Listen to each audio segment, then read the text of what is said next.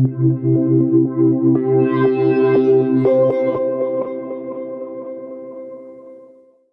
Primacy of Perception by Maurice Merleau-Ponty. Quotes: The Primacy of Perception by Maurice Merleau-Ponty explores the foundational role of perception in shaping our experience of reality, knowledge, and the self. This collection of essays presents Merleau-Ponty's central thesis that perception is not just a passive reception of stimuli, but an active, embodied process that shapes how we engage with the world. Through a phenomenological lens, he argues that perception serves as the primary mode through which we come into contact with the truth, values, and meanings in our lives.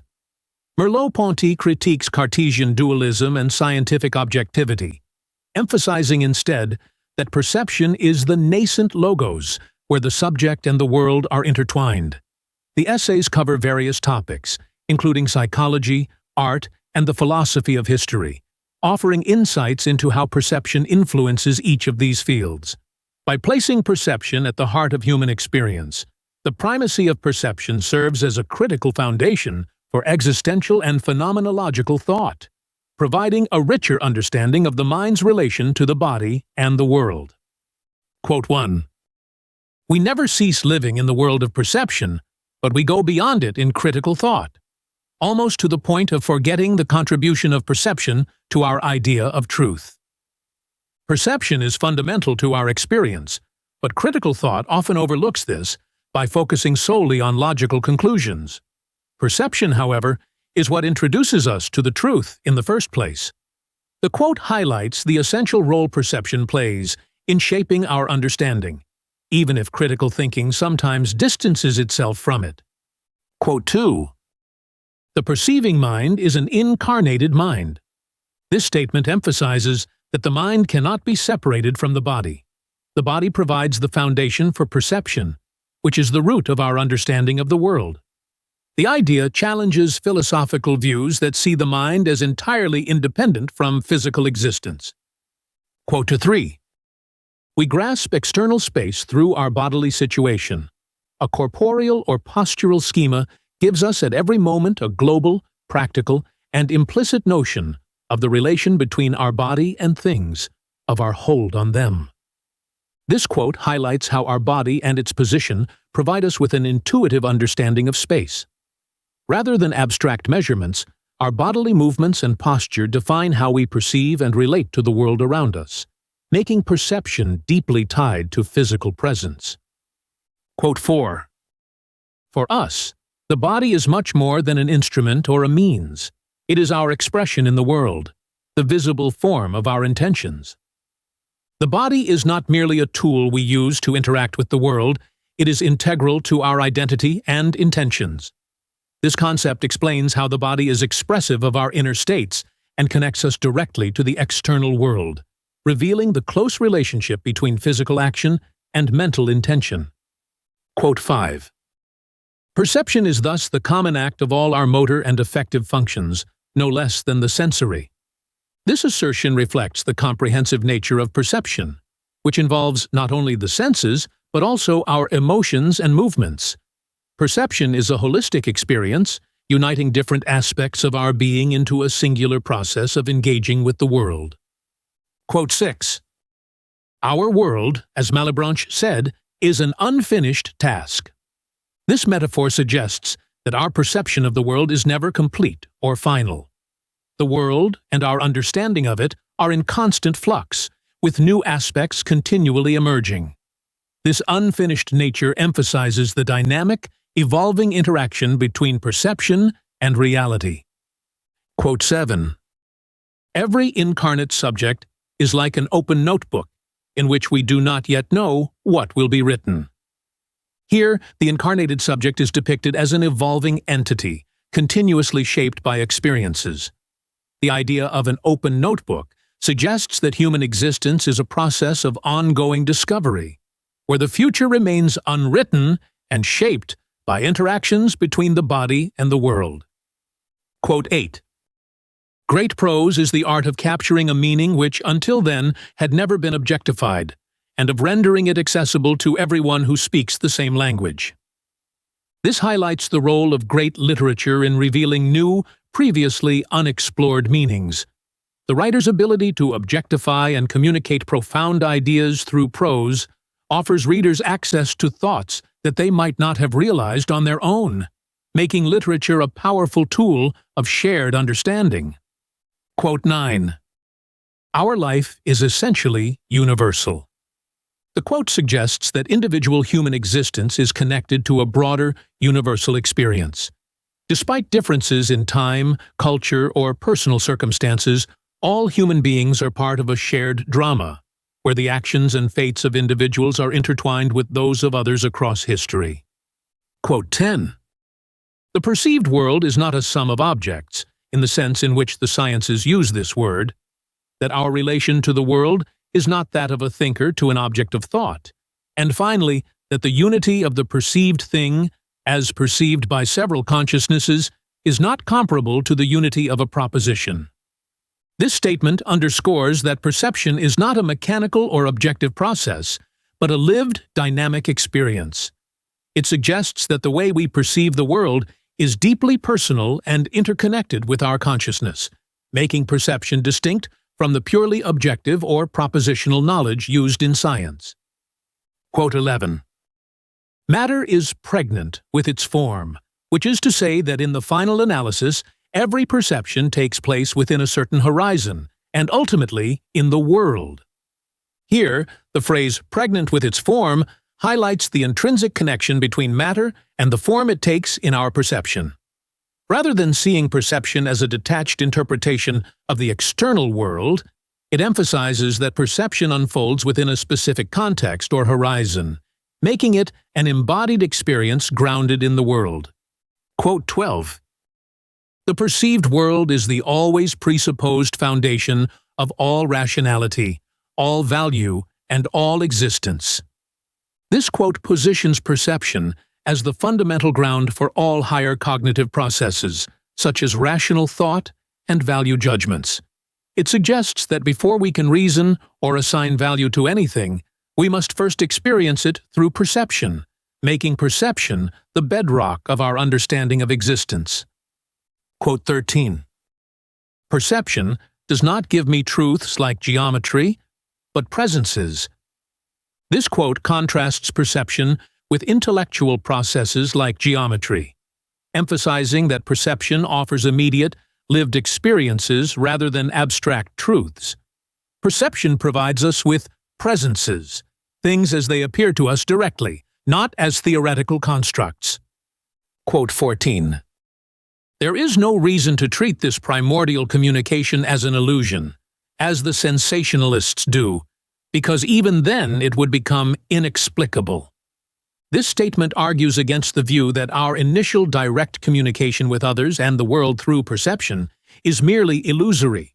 It suggests that treating such communication as an illusion would render human experience inexplicable, emphasizing the genuine and foundational nature of this communication. Quote 15. Perception is paradoxical. The perceived thing itself is paradoxical. It exists only insofar as someone can perceive it. This highlights the paradox of perception. Things only exist for us because we perceive them. It underscores the idea that perception is a reciprocal relationship between the perceiver and the perceived, where the existence of the object depends on someone being present to experience it. Quote 16. Our certainty about perceiving a given thing does not guarantee that our experience will not be contradicted or dispense us from a fuller experience of that thing. This quote points to the limits of perception, suggesting that while we may feel certain about what we perceive, this certainty can be challenged or expanded through deeper or additional experiences. It reflects the idea that perception is not static, but open to change and growth. Quote 17. What is given is a root, an experience which gradually clarifies itself, which gradually rectifies itself and proceeds by dialogue with itself and with others. This emphasizes that knowledge and perception are processes, not static events. Our understanding of the world and ourselves unfolds gradually, through ongoing reflection, experience, and communication with others, allowing for continual clarification and refinement. Quote 18. The fact that my experiences hold together, and that I experience the concordance of my own experiences with those of others, is in no way compromised by what we have just said. On the contrary, this fact is put in relief against skepticism. This statement highlights the reliability of shared human experience as a counter to skepticism. Even though each person's perception is subjective, the fact that these experiences align with those of others supports the idea that there is a common reality we all access through perception. This intersubjective agreement reinforces our confidence in our perceptions and undermines the skepticism that questions the possibility of objective truth. Quote 19. Perception is a nascent logos. It teaches us, outside all dogmatism, the true conditions of objectivity itself, that it summons us to the tasks of knowledge and action. Perception is described as the beginning of reason, logos, a foundational process through which we engage with the world without preconceived notions. It reveals the nature of objectivity by grounding our understanding in direct experience, prompting us to explore knowledge and undertake meaningful actions based on what we perceive, rather than being confined by rigid doctrines. Quote 20. Principles are mystifications unless they are put into practice. It is necessary that they animate our relations with others. This quote emphasizes that abstract principles have no real value unless they are actively lived out in our relationships with others. Moral and ethical ideals become empty if they remain theoretical. They must guide our interactions and be reflected in our actions for them to hold any true significance. Quote 21. There are not two truths.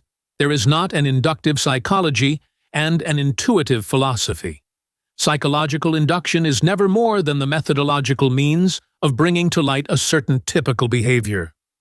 Here, the text rejects the idea that psychology and philosophy offer separate, disconnected truths. Instead, it asserts that psychological methods, such as inductive reasoning, are simply tools to reveal patterns in human behavior. Both fields are interconnected, contributing to a unified understanding of human experience, rather than offering fundamentally different kinds of knowledge. Quote 22. Morality cannot consist in the private adherence to a system of values. Principles are mystifications unless they are put into practice. It is necessary that they animate our relations with others.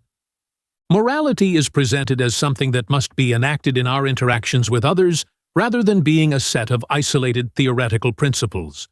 For ethical values to be meaningful, they must be applied in the context of human relationships, shaping how we treat one another and interact in real-world situations. Quote 23. Perception is paradoxical. It exists only insofar as someone can perceive it. This statement highlights the paradox of perception.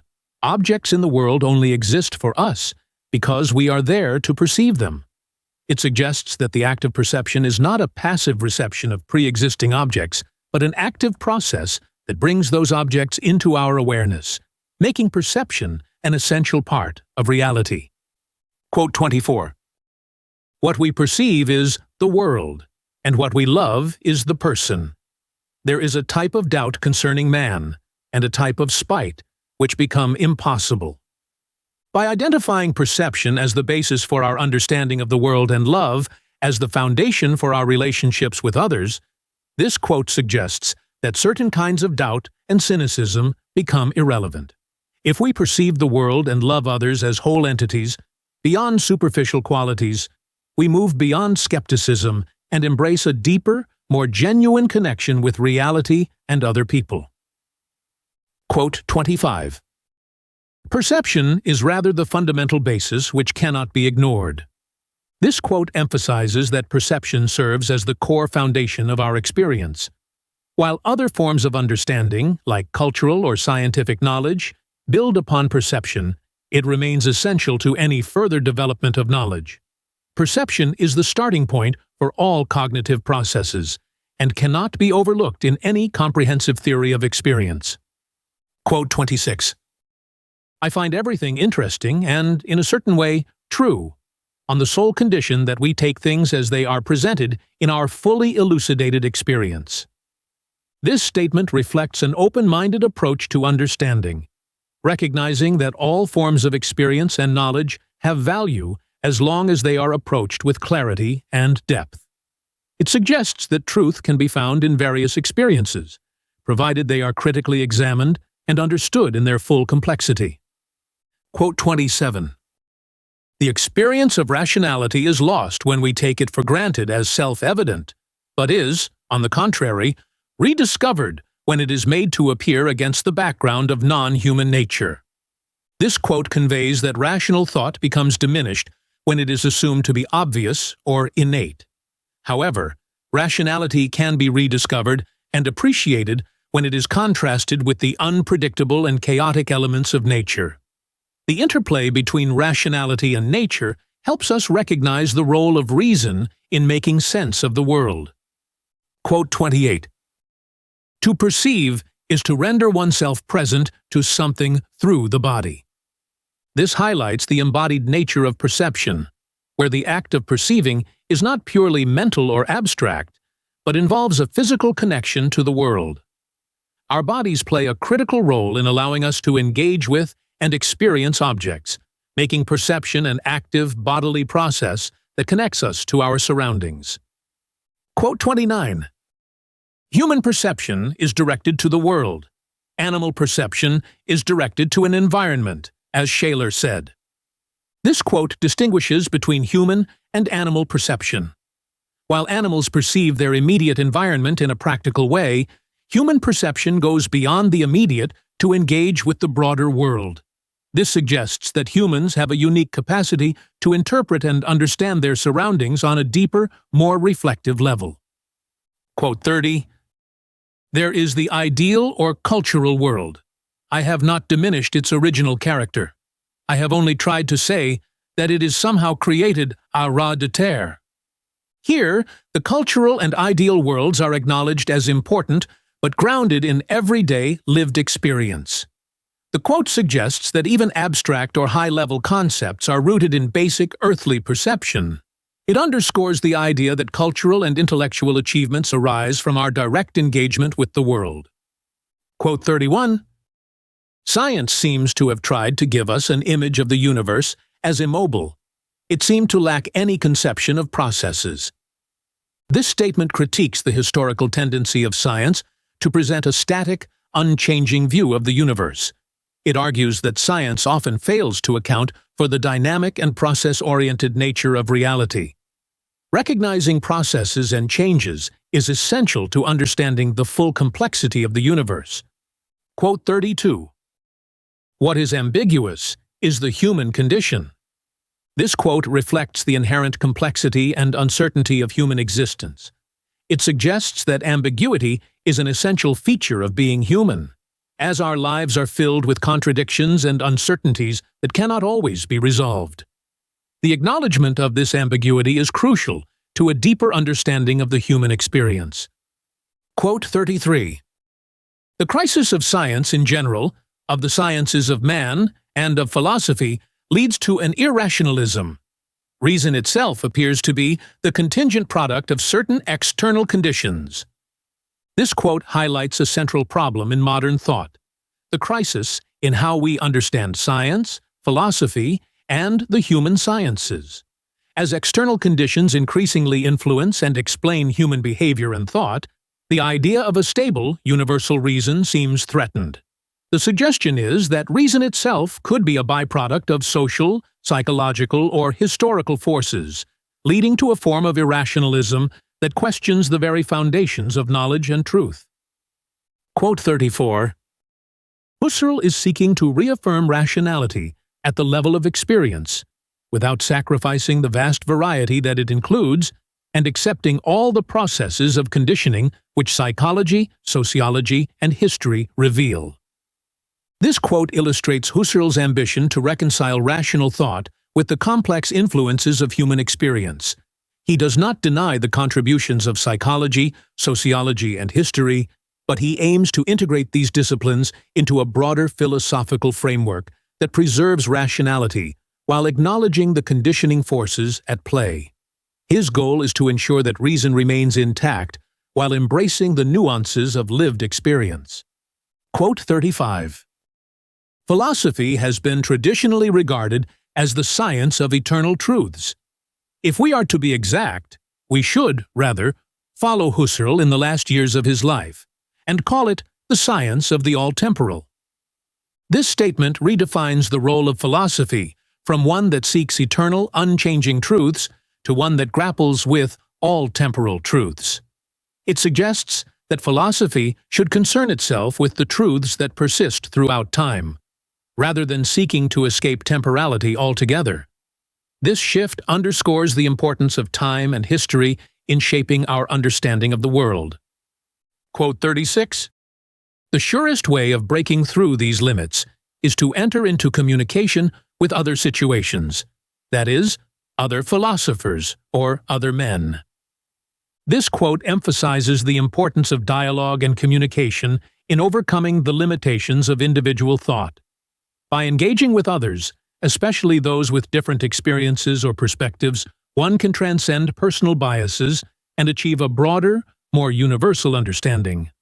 The exchange of ideas becomes crucial for expanding the horizons of knowledge and understanding. Quote 37. Philosophy is essentially progressive. As he says in his last years, it is an infinite meditation. This quote presents philosophy as a never-ending pursuit of knowledge and understanding. Husserl views philosophy not as a static discipline that reaches definitive conclusions, but as an ongoing, evolving process of reflection. This idea of infinite meditation suggests that philosophy is always in motion, continuously refining and re-examining its conclusions in light of new experiences and insights. Quote 38. The intuition of essences rests simply on the fact that in our experience we can distinguish the fact that we are living through something from what it is we are living through in this fact. This statement refers to Husserl's concept of eidetic intuition, the ability to grasp the essence of an experience beyond its specific details. It suggests that, in every lived experience, there is a deeper, universal meaning or structure that can be discerned. This distinction between the lived experience and its essence allows for the possibility of objective knowledge and understanding even in the midst of subjective experiences. Quote 39. Wessenschau is capable of renewing and of developing psychology. This quote emphasizes how the insight into essences, Wessenschau, can lead to the transformation and advancement of psychology. By focusing on the essential structures underlying human experience, psychology can move beyond mere empirical observation and incorporate deeper, more universal truths about human consciousness. This approach bridges the gap between subjective experience and objective knowledge. Quote 40. Even the thought which pretends to ignore the temporal flux or to dominate it takes place in this flux and descends into it as soon as it is constituted. This quote underscores the inescapable nature of time in human thought. Even attempts to transcend or dominate time remain bound to it. It suggests that human thought, regardless of its aspirations to eternal truths or timeless understanding, is always situated within the temporal flow of experience.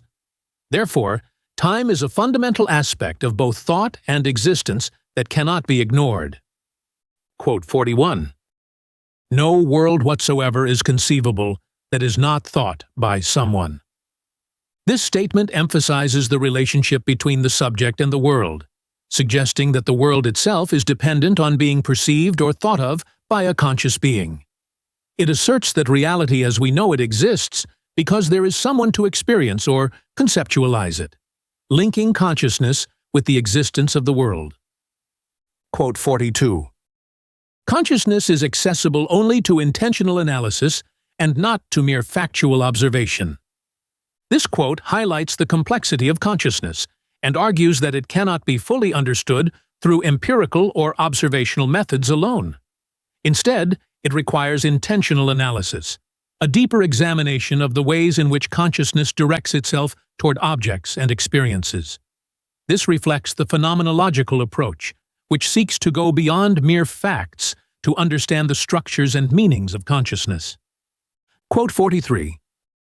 To arrive at a conception which will do justice to the radical originality of consciousness, we need an analysis of a very different type, which will find in our experience the meaning or the essence of every possible psyche. This quote underscores the need for a unique form of analysis to capture the essence of consciousness. It points out that traditional methods may fail to grasp the inherent originality of consciousness, and only through a phenomenological analysis can we uncover the deep, universal meanings that underlie human experience and psyche. Quote 44. We will never really find out what consciousness is unless we grasp this internal meaning in ourselves and gain an eidetic intuition of it. This quote emphasizes the need for introspective understanding and eidetic intuition, the ability to perceive the essence of things, to truly comprehend consciousness. It suggests that the essence of consciousness cannot be discovered through external observation, but must be experienced and reflected upon from within. Quote 45. Empirical psychology must be preceded by an eidetic psychology. Here, Husserl argues that before we can engage in empirical investigations of psychology, those based on observation and data, we must first have a clear understanding of the essential structures of consciousness. Eidetic psychology seeks to grasp the core meanings of psychological concepts before they are applied in empirical research, ensuring that these concepts are fully understood. Quote 46. In order to understand truly what has been discovered about man, we must, therefore, combine induction with the reflective knowledge that we can obtain from ourselves as conscious subjects. This quote calls for a combination of empirical research, induction, and reflective introspective analysis to gain a true understanding of human nature. It suggests that empirical data alone is insufficient to explain the complexities of human consciousness, and must be complemented by self-reflective insight. Quote 47. Psychology, like physics and the other sciences of nature, uses the method of induction, which starts from facts and then assembles them. But it is very evident that this induction will remain blind if we do not know in some other way, and indeed from the inside of consciousness itself, what this induction is dealing with. This quote criticizes the reliance on inductive reasoning in psychology and other sciences without a deeper understanding of the phenomena being studied. It asserts that induction, which gathers and organizes facts, cannot fully grasp the essence of consciousness unless it is informed by reflective analysis and self-awareness. Quote 48. Not only will psychology never take the place of philosophy, but as psychology, it necessarily involves a deformation of consciousness. This statement claims that psychology, by treating consciousness as an object of empirical study, inherently distorts it. Since psychology approaches consciousness as something external and observable, it misses the internal, subjective nature of consciousness, which can only be fully appreciated through philosophical reflection. Quote 49. That which cannot be varied without the object itself disappearing is the essence. This quote explains how to identify the essence of an object by altering its attributes. If changing a specific aspect causes the object to lose its identity, then that aspect is essential to the object. This method is used to discover the fundamental characteristics of an object or phenomenon through imaginative variation, revealing its core essence. Quote 50. The intuition of essences does not involve any more difficulties or mystical secrets than perception. Here, Husserl argues that understanding essences, Wesenschau, is as natural as perception itself.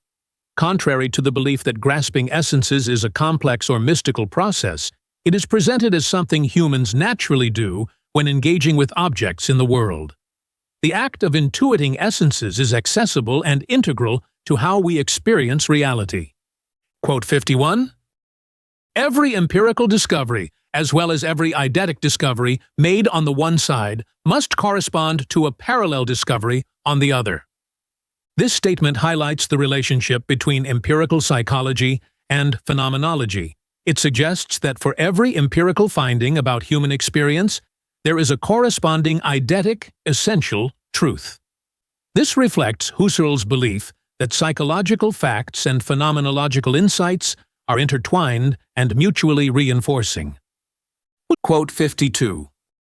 Husserl declared that it makes no difference in principle whether one conceives of consciousness as a totality or as a sum of psychic atoms, since even this totality of the Gestaltists is just another thing, and therefore not a consciousness. Husserl critiques Gestalt psychology for treating consciousness as a mere object or totality, arguing that such a view still reduces consciousness to something external and fails to capture its true nature. For Husserl, consciousness is not just another object in the world, but the foundation through which all objects are experienced and understood. Quote 53. The notion of lability is constructed. This quote emphasizes that certain psychological concepts, like lability, instability of behavior, are not directly observed, but are created to explain patterns of behavior. The concept of lability captures both extremes of behavior, rigidity and unpredictability, through a constructed understanding which reflects the way psychologists synthesize complex phenomena into cohesive notions.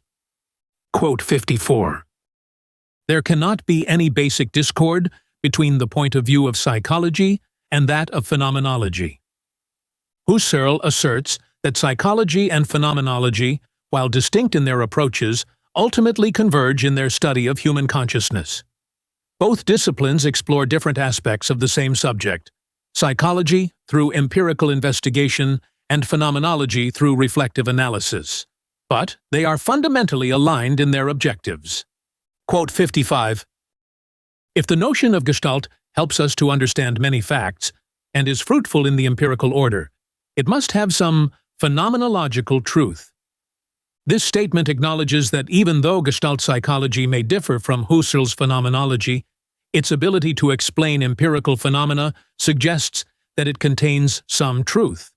Husserl recognizes that different psychological theories can offer valuable insights into human consciousness, even if they approach the subject from an empirical standpoint. Quote 56. Husserl never thought in this way, and he was fully aware of the danger of self-deception in proceeding by eidetic intuition. Husserl is conscious of the risk that eidetic intuition, understanding the essence of things, can lead to self-deception if it is based purely on language or preconceived notions rather than genuine insights. He warns against mistaking habitual concepts for true essences and emphasizes the importance of grounding eidetic intuition in real, lived experience. Quote 57. The relation of language to thought is here comparable to that of the body to consciousness. This quote emphasizes the deep connection between language and thought, suggesting that just as the body is intertwined with consciousness, language is essential to expressing thought. It reflects the idea that thought is not fully independent of language, but is instead realized through it. This connection highlights how language shapes and carries meaning, much like the body embodies consciousness. Quote 58. To know what language is, it is necessary first of all to speak. This statement underscores the experiential nature of language. Rather than being something abstract or entirely conceptual, language must be lived and practiced to be understood. It stresses that true knowledge of language comes from using it, engaging with it actively, and experiencing its function in communication and expression. Quote 59. What we call ideas are carried into the world of existence by their instruments of expression: books, museums, musical scores, writings. This highlights the role of cultural and material objects in preserving and transmitting ideas. It suggests that ideas are not static or ethereal, but are embedded in concrete forms that allow them to persist across time and be shared among different individuals. Through these instruments of expression, ideas become accessible and meaningful to a broader audience. Quote 60. There is no longer any question of starting with a universal language which would furnish the invariable plan of any possible mode of speech. Here, Husserl moves away from the notion of a universal grammar or language that underpins all speech.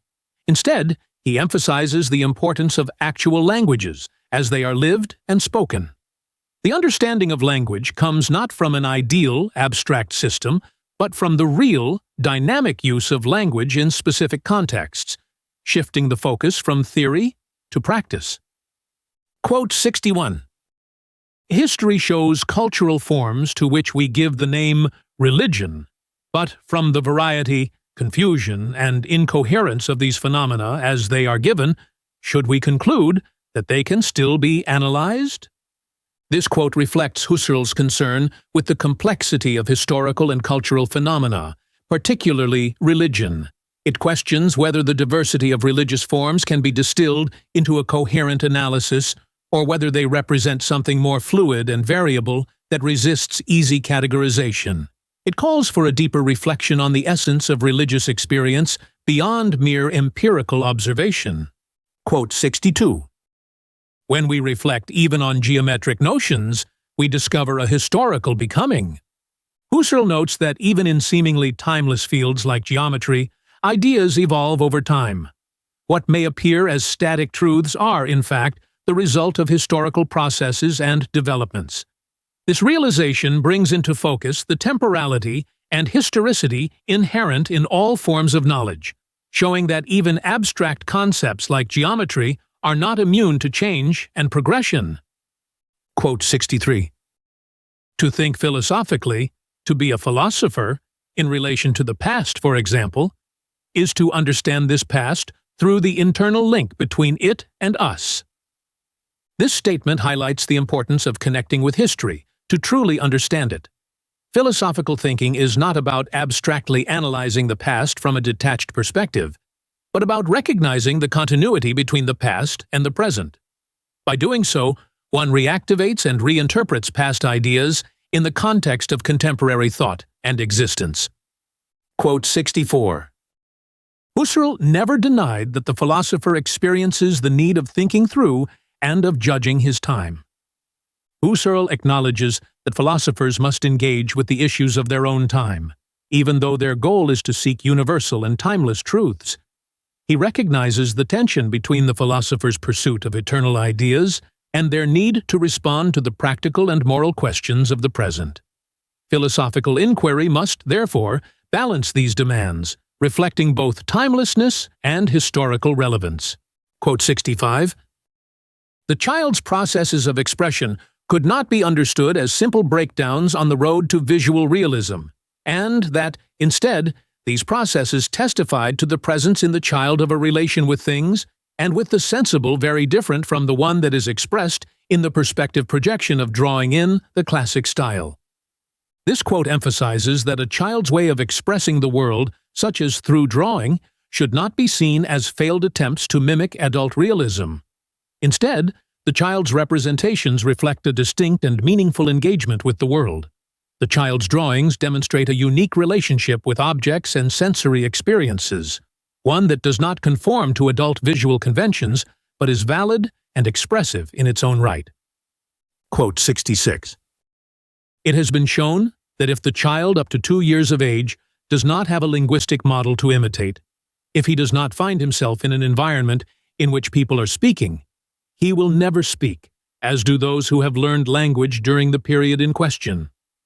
This highlights the critical period of language acquisition in early childhood. If a child is not exposed to language during this sensitive developmental window, their ability to master language as fluently as those who are raised in a speaking environment will be permanently affected. This underscores the profound importance of early social interaction for the development of linguistic abilities. Quote 67. It is significant that many of them who are absolutely in favor of the family regularly exclude their parents from the list. This sentence points out the psychological contradiction often found in individuals with rigid personalities. Although they may express strong categorical support for family ideals, their deeper feelings, revealed in subtle ways, may betray hidden conflicts or repressed emotions. This dynamic suggests a complexity in human attitudes, where outward declarations may not fully align with inner realities. Quote 68. Ambiguity is ambivalence that one dares to look at face to face. This explains the distinction between ambivalence and ambiguity. Ambiguity is a mature acknowledgement of the conflicting traits or qualities in a person or situation, while ambivalence represents the avoidance or suppression of these conflicts. Facing ambiguity requires emotional maturity, as it involves accepting contradictions rather than denying them. Quote 69. Racist opinions, on the other hand, are necessarily linked to psychological rigidity, since they rest on a myth and can thus be explained only by a psychological mechanism. This quote asserts that racist beliefs are closely tied to psychological rigidity. These opinions are grounded in myth and psychological defense mechanisms, where individuals project undesirable traits onto others rather than confronting them within themselves. This rigid thinking prevents an open and flexible engagement with diverse human experiences. Quote 70. In reality, it is scarcely necessary to say that even men are frivolous and capable of being mistaken. By the same token, women are as decisive as men and as capable of being in business or a profession. This statement challenges stereotypical gender roles by pointing out that the traits traditionally associated with one gender are present in both. Men can be frivolous, and women can be decisive, reflecting the shared humanity and overlapping characteristics between genders. It calls for an acknowledgement of these similarities rather than rigid adherence to gender-based expectations. Quote 71. The fundamental identity of men does not close their eyes to the cultural differences which may develop and which must be understood in action if they do not want to arrive at results that are sometimes contrary to the ones they aimed for. This quote stresses the importance of recognizing cultural differences while maintaining a belief in the shared humanity of all people. It argues that true liberalism involves not only the belief that all people are equal, but also the understanding and appreciation of the different cultural backgrounds that shape individuals, ensuring that actions are informed by this awareness to avoid unintended consequences. Quote 72. What the child learns in solving the problem of jealousy is to relativize his notions. This quote highlights how the child must adjust their understanding of roles and relationships when a younger sibling is born. The child transitions from holding absolute positions like youngest or eldest to understanding these roles as relative. The process of overcoming jealousy leads the child to develop a more nuanced and reciprocal understanding of family dynamics. Quote 73. To learn to speak is to learn to play a series of roles, to assume a series of conducts or linguistic gestures. This statement underscores the social aspect of language acquisition. Language learning is not merely an intellectual process, but involves adopting social roles and behaviors embedded in speech. The child learns how to interact with others through language, shaping their participation in the social world. Quote 74. The acquisition of the imperfect tense at the birth of her little brother indicated that the child was becoming capable of understanding that the present changes into the past. This quote reveals how emotional experiences, such as the birth of a sibling, can trigger cognitive and linguistic development in a child. The child's use of the imperfect tense demonstrates an evolving grasp of time, where she begins to understand that moments in the present transition into the past, reflecting a deepening engagement with her own experiences and changes in her family environment. Quote 75. In sum, the intellectual elaboration of our experience of the world is constantly supported by the effective elaboration of our interhuman relations. This highlights the interdependence of intellectual and emotional development. It suggests that how we understand the world is deeply shaped by our relationships with others, and intellectual growth is closely linked to the emotional connections we build with those around us. Quote 76. The use of certain linguistic tools is mastered in the play of forces that constitute the subject's relations to his human surroundings. This quote emphasizes that language development is not an isolated intellectual achievement, but is intricately tied to the child's interactions with their social environment. The way a child relates to family and others plays a crucial role in how and when they acquire linguistic abilities, reflecting the social nature of language. Quote 77. It is in his conduct, in the manner in which the other deals with the world, that I will be able to discover his consciousness.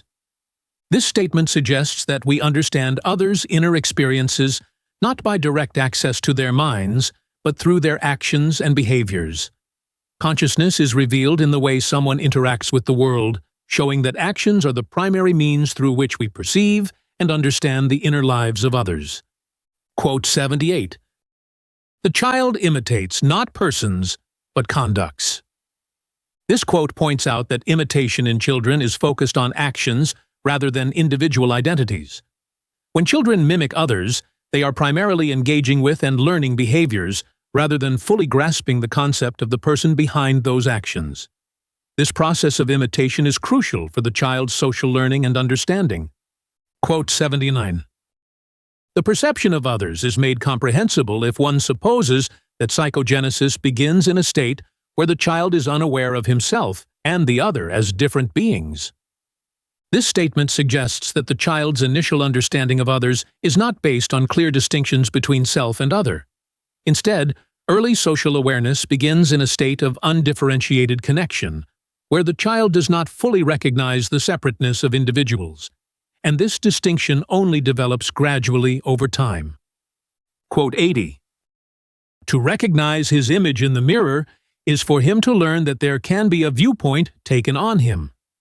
This quote emphasizes the child's discovery of self-awareness through the mirror, revealing the realization that others can see them from an external perspective. This experience marks a significant moment of self-recognition, where the child understands that they can be observed by others in a way that is distinct from their own subjective experience. Quote 81. The child's body is a strongly felt but confused reality. Here, the quote points to the child's early bodily awareness, which is more of a vague, felt experience rather than a coherent understanding. The body, in its early stages of development, is not fully comprehended as a whole entity. This confusion diminishes as the child begins to relate to the body visually through the mirror and becomes more aware of its boundaries. Quote 82. At first, the child sees the image as a sort of double of the real body. This quote explains how the child initially perceives their reflection as a separate entity, or double, rather than as a mere reflection. The distinction between self and image is not immediately clear, and the child must learn to recognize the reflection as a representation of their real body through experience and cognitive development. Quote 83. For the child, understanding the specular image consists in recognizing as his own this visual appearance in the mirror. This quote highlights the critical moment when the child identifies their reflection as themselves, marking an essential step in the development of self-identity.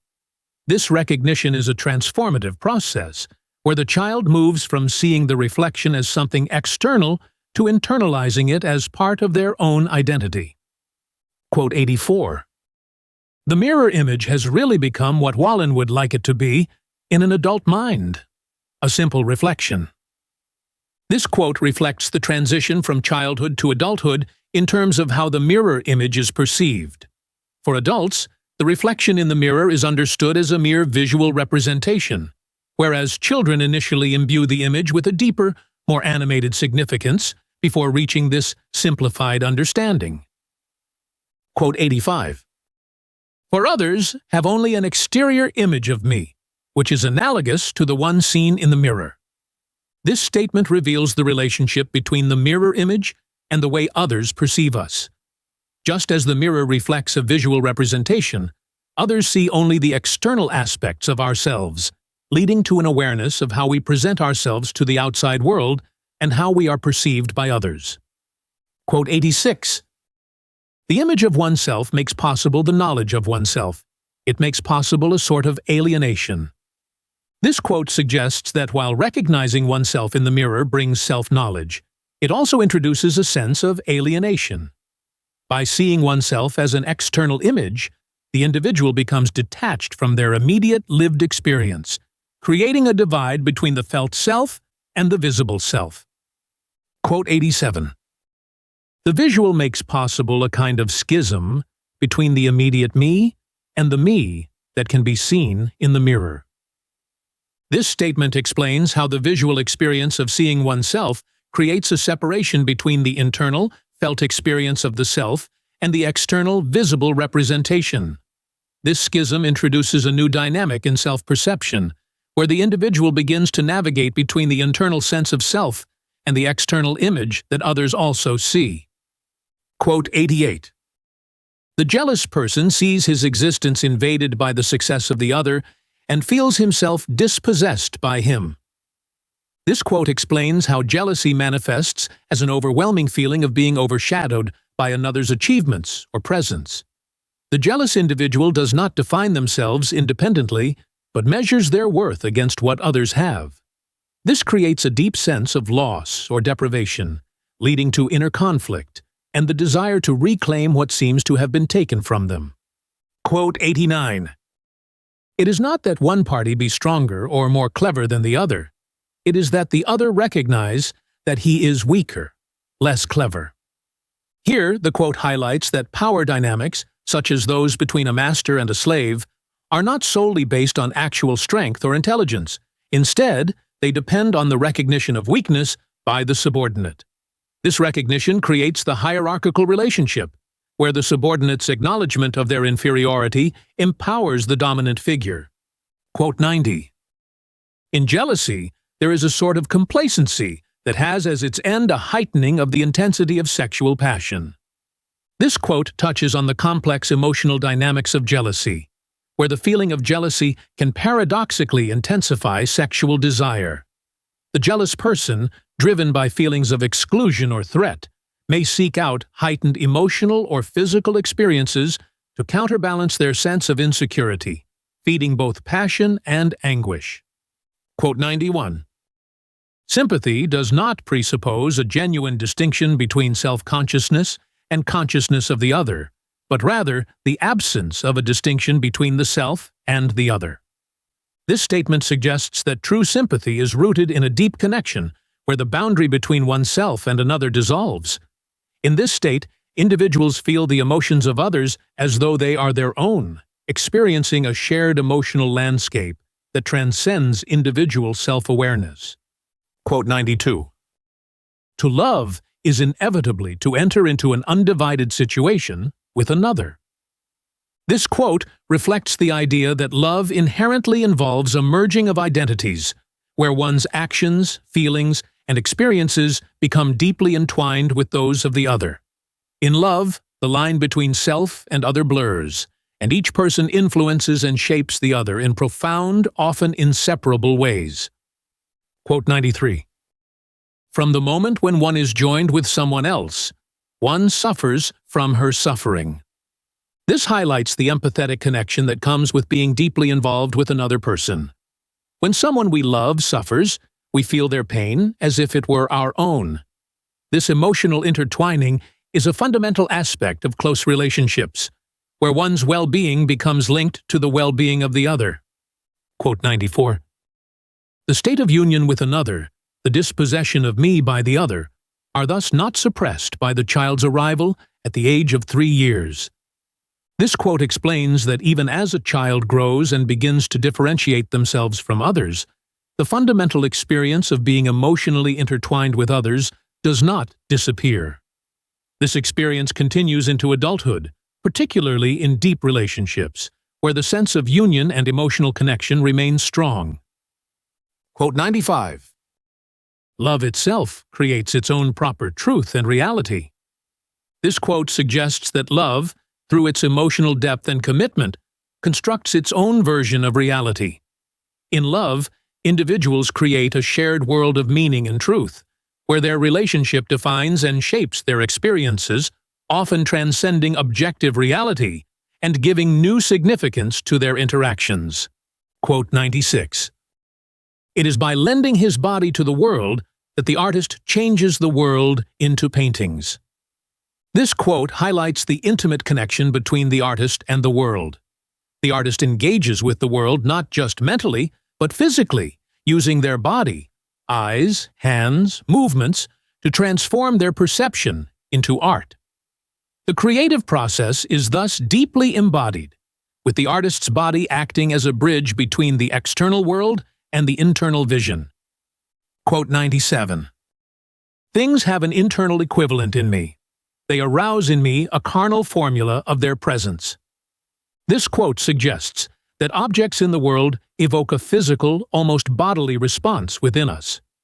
Our perception of things is not merely visual or intellectual, but deeply felt, as if the presence of the external world resonates with a corresponding sensation in our own body, creating a close connection between perceiver and perceived.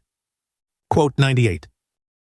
The mirror itself is the instrument of a universal magic that changes things into a spectacle, spectacles into things, myself into another, and another into myself. This quote explores the transformative power of the mirror, symbolizing the way reflection blurs the lines between reality and illusion, self and other. The mirror creates a space where identities shift and boundaries between subject and object dissolve, highlighting the fluid, ever-changing nature of perception and self-awareness. Quote 99. The painter lives in fascination. This statement captures the artist's deep engagement with the world, where the act of seeing becomes a source of endless wonder and discovery. For the painter, the world is not something to be merely understood or explained, but something to be continuously explored and marveled at, with every glance revealing new possibilities and meanings. Quote 100. To see is to have at a distance. Painting spreads this strange possession to all aspects of being. This quote describes the nature of vision as a way of reaching out and grasping the world from afar. Painting extends this act of possession by making all aspects of existence visible, transforming the intangible into something we can experience visually, deepening our connection to the world through art. Quote 101. Science manipulates things and gives up living in them. This quote critiques the way science abstracts reality, transforming it into manipulable objects and models that are distanced from real-world experience. Instead of engaging with the world in its fullness, science often reduces things to variables and operates upon them mechanically, losing touch with the richness of lived experience. Quote 102. Vision is not the metamorphosis of things themselves into the sight of them. It is a thinking that deciphers strictly the signs given within the body. This statement explains that vision is not a simple reflection of external reality, but a process of interpretation, grounded in the body.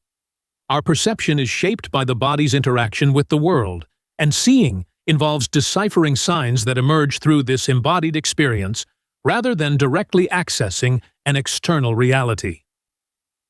Quote 103. The enigma is that my body simultaneously sees and is seen. This quote reflects the paradox of the body in perception. It is both the subject that observes the world and an object that can be seen by others.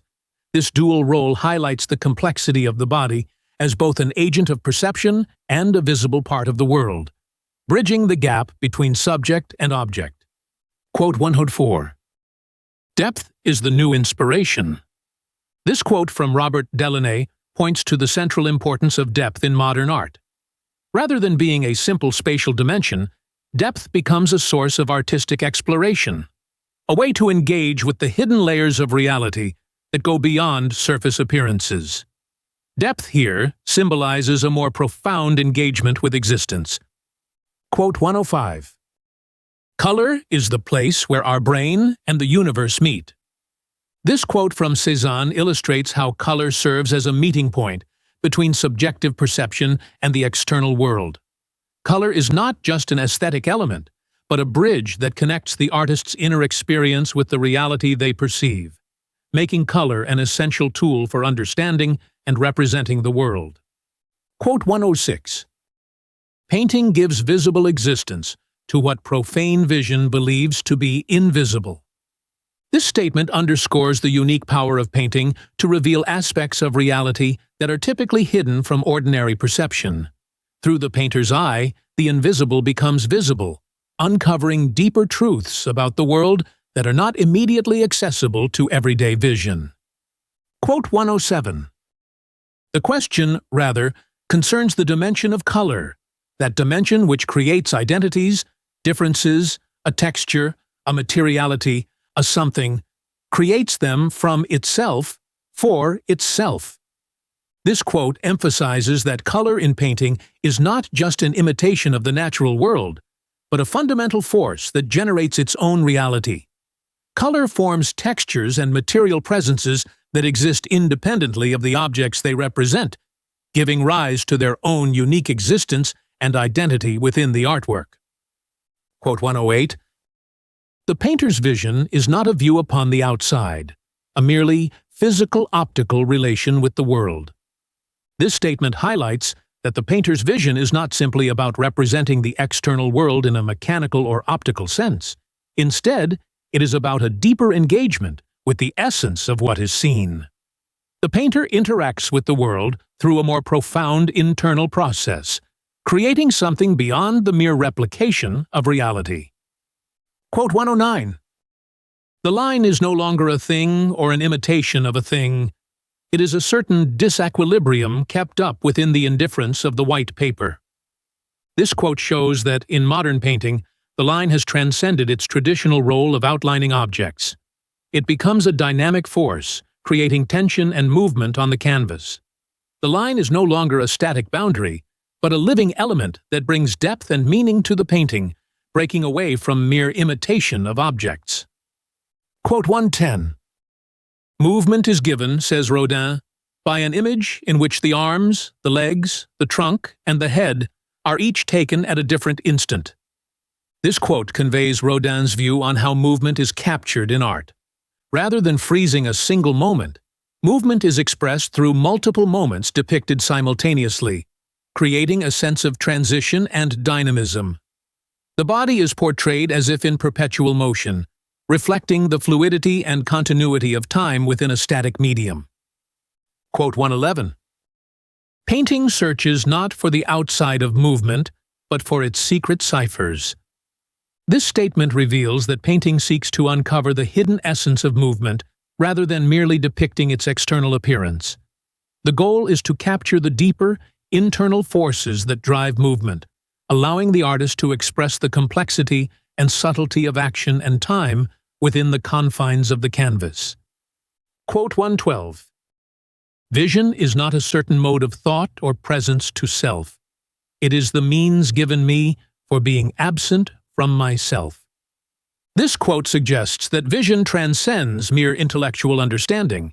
It allows the viewer to lose themselves in the act of seeing, immersing them in the experience of the world, and connecting them with the deeper forces of being.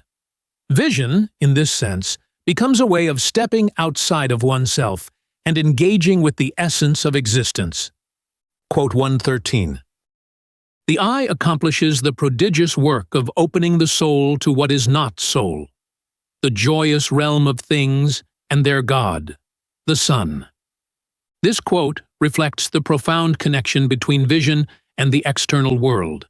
The eye serves as a gateway, allowing the soul to engage with the material world and its inherent beauty. Through sight, we connect with the universe in a way that transcends mere observation, experiencing the vibrancy of life and light. Quote 114. Painting is never altogether outside time, because it is always within the carnal. This quote emphasizes that painting is deeply tied to the physical, embodied experience of time and space. Even abstract or timeless elements in art are rooted in the material world, with the artist's physical engagement with their medium. Painting thus always exists within the context of human experience, shaped by the interaction between the body and the world. Quote 115. History is the same, whether we contemplate it as a spectacle or assume it as a responsibility. This quote highlights the dual nature of history. It can be viewed both as something to observe and something we are responsible for shaping through our actions. Our involvement with history is not passive. Even as we analyze the past, We are part of its continuation, carrying the weight of decisions that affect the future. The past influences our present, and we, in turn, influence the course of history. Quote 116.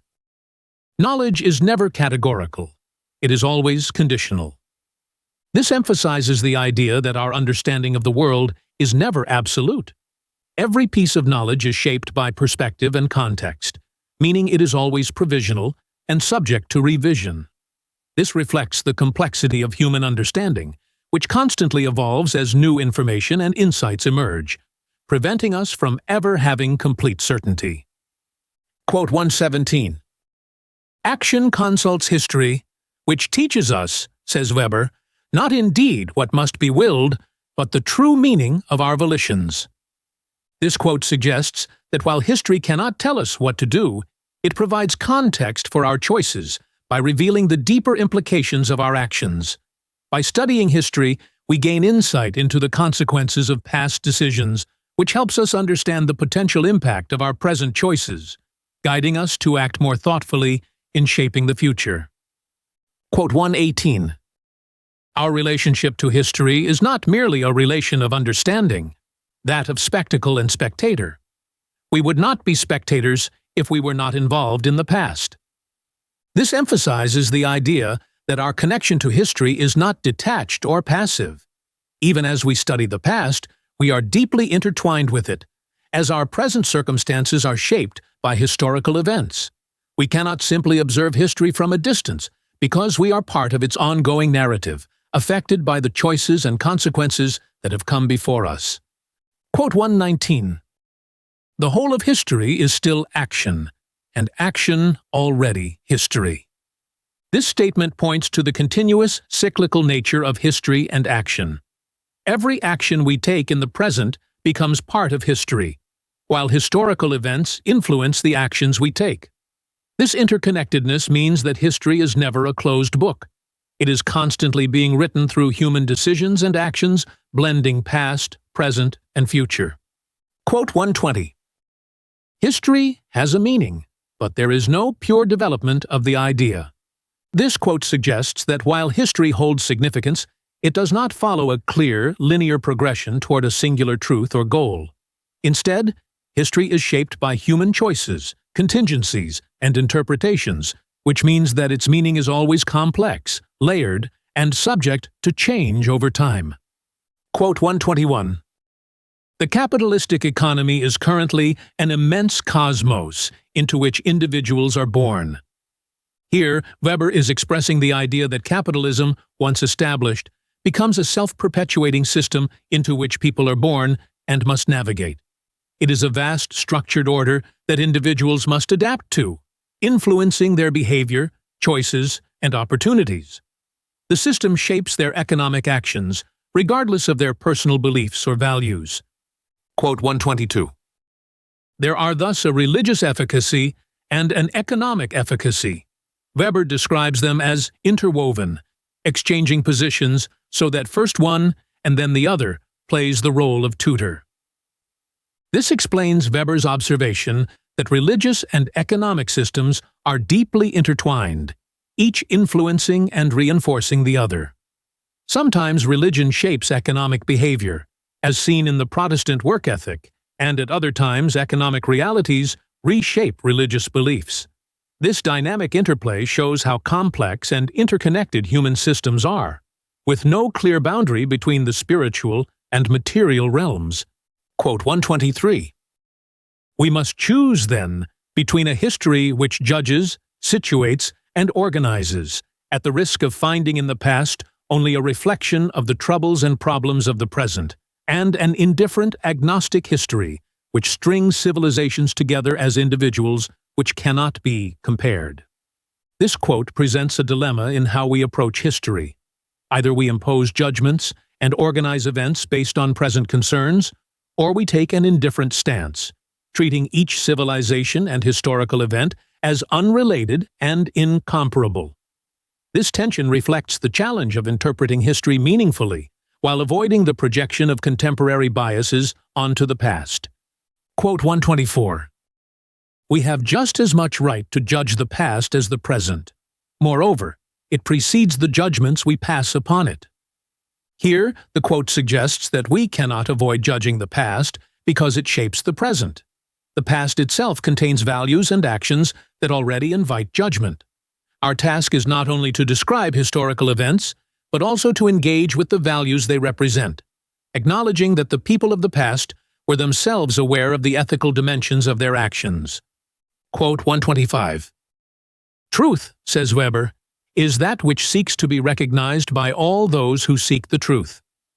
This statement highlights Weber's view of truth as something that is not absolute, but shared among those who earnestly seek it. Truth is not a fixed entity, but a continuous pursuit, achieved through the collective effort of individuals who engage with it. This reflects an openness to dialogue and the evolving nature of understanding. Quote 126. The very attempt to understand the past completely presupposes that we have already ordered the facts, placed them in a hierarchy, in a progression or a regression. This quote emphasizes that any effort to make sense of the past involves imposing structure on historical events. We cannot avoid organizing facts into narratives, whether we see history as a process of progress or decline. This inherent ordering shapes how we understand and interpret historical reality, making complete objectivity impossible. Quote 127. Scientific history is itself a product of history, a moment of the rationalization, a moment of the history of capitalism. This quote points out that even the methods we use to study history are part of historical processes themselves. Scientific history, with its emphasis on rationality and objectivity, emerged from the same cultural and economic conditions that shaped capitalism. Thus, the way we understand the past is influenced by the historical context in which our methods of inquiry were developed. Quote 128. There is no situation without hope, but there is no choice which terminates the deviations or which can extenuate its inventive power and exhaust its history. This statement reflects the ongoing nature of history, where every decision opens up new possibilities rather than bringing history to a final conclusion. Even in difficult situations, there is always hope for change and new directions, but no single choice can fully resolve the complexities of history or limit its capacity for reinvention. Quote 129. Demystification is also depoetization and disenchantment. This quote suggests that while modernity's drive toward rationality and clarity has stripped away illusions, demystification, it has also removed some of the wonder, beauty, and deeper meanings, depoetization, from life. In the process of seeking objective truth, we may lose the emotional and symbolic richness that once animated human experience. Quote 130.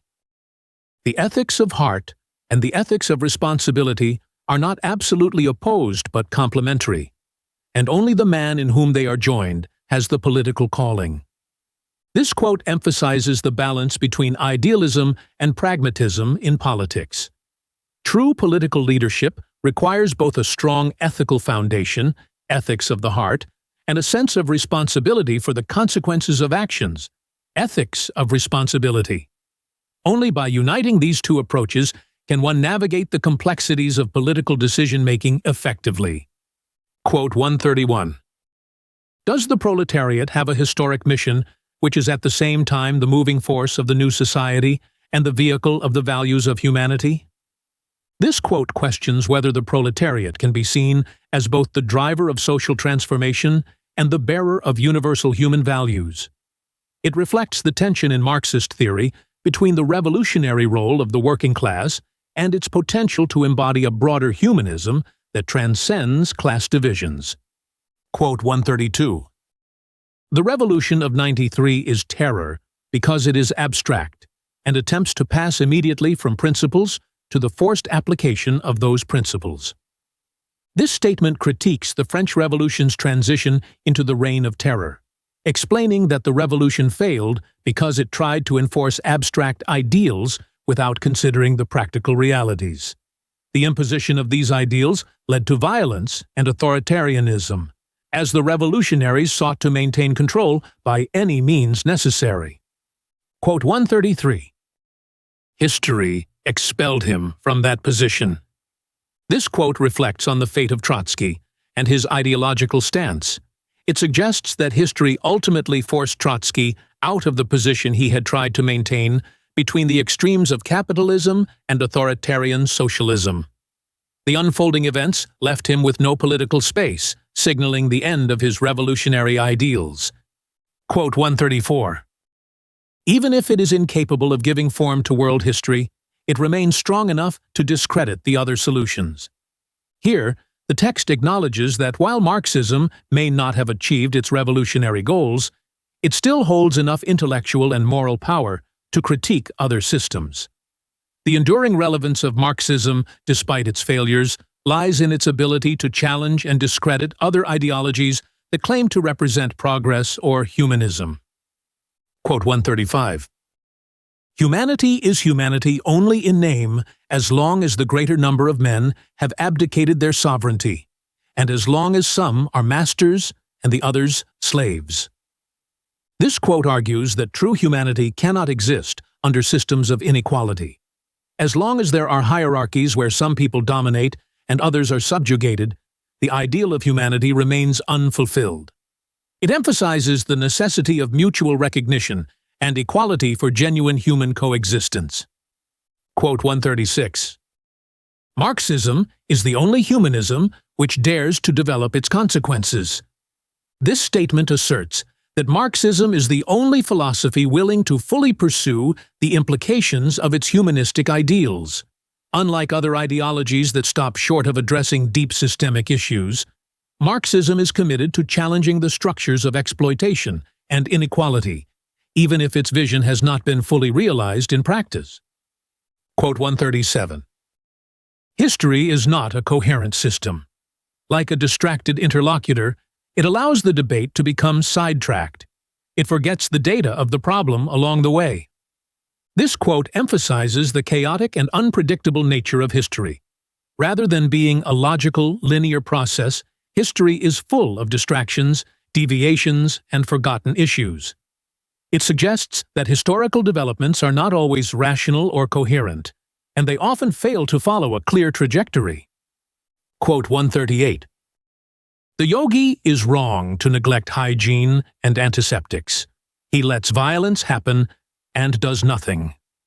This quote critiques the yogi, a metaphor for those who focus solely on inner peace and spiritual enlightenment, while ignoring the material and practical realities of the world. It argues that such an attitude leads to passivity in the face of violence and suffering, implying that true engagement with the world requires action as well as reflection. Quote 139.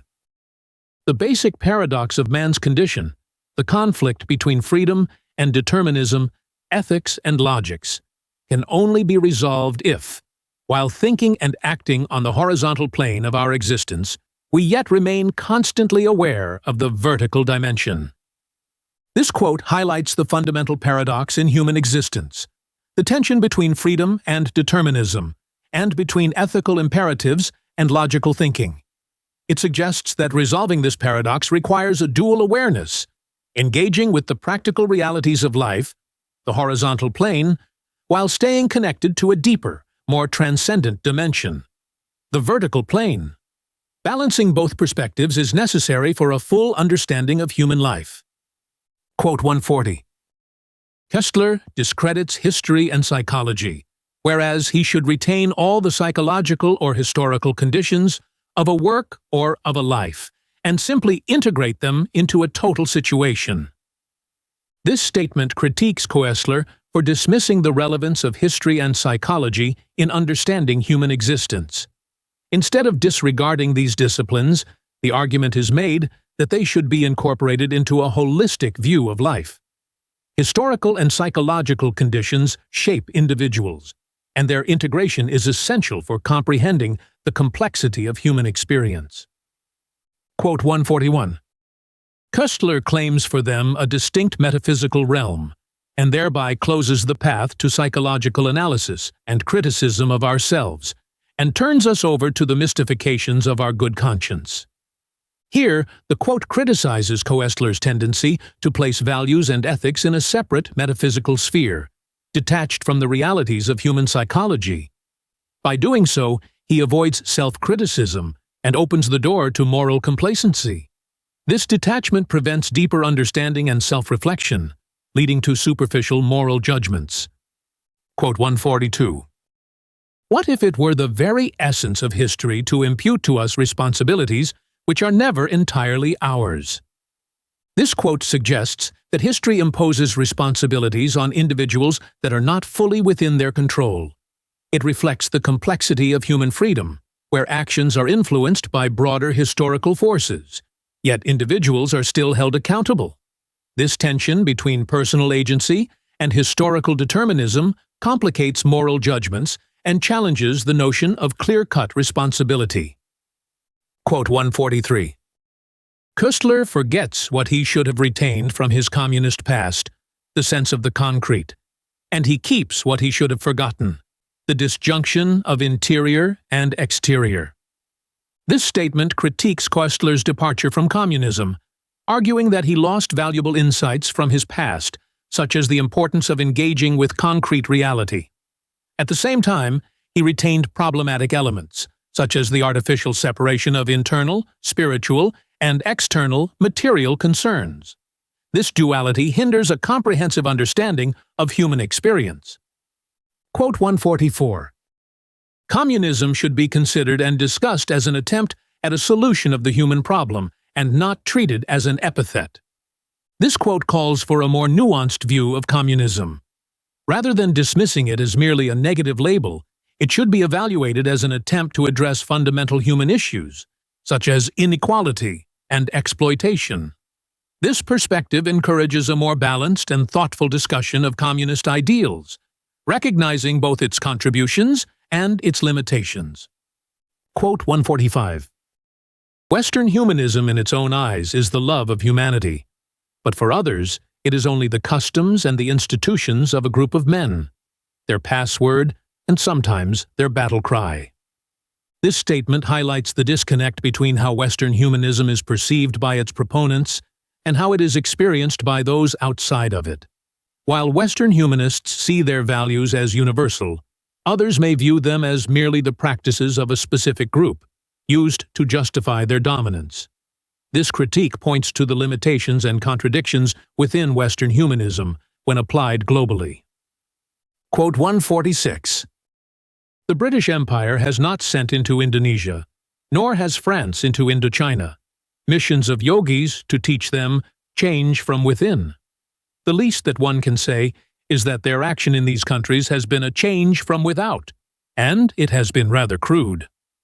This quote criticizes the Western colonial powers for imposing external changes on colonized nations through force rather than fostering internal growth or development.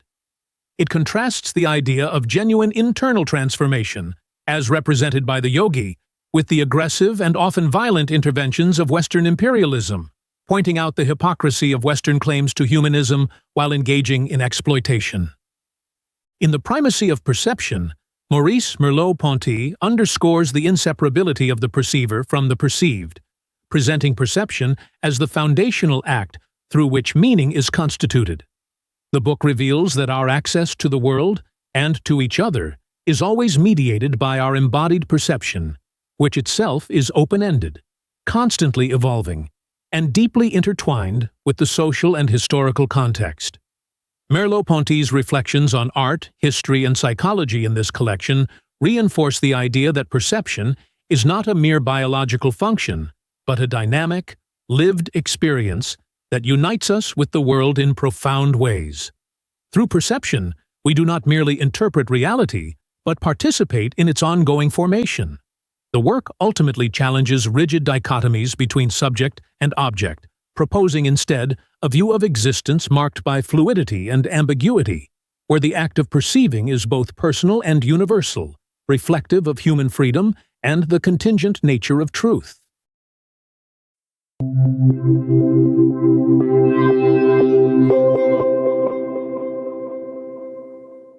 Curious to dive into the mind of Maurice Merleau-Ponty? With StudyLab Pro's book GPT, it's possible.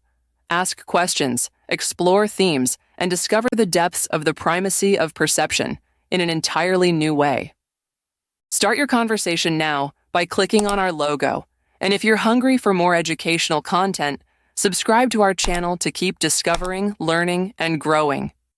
Want more than just videos? Click on our logo now to join us on our platform for multiple choice tests, in-depth content, and tools to help you ace your studies. Get started now.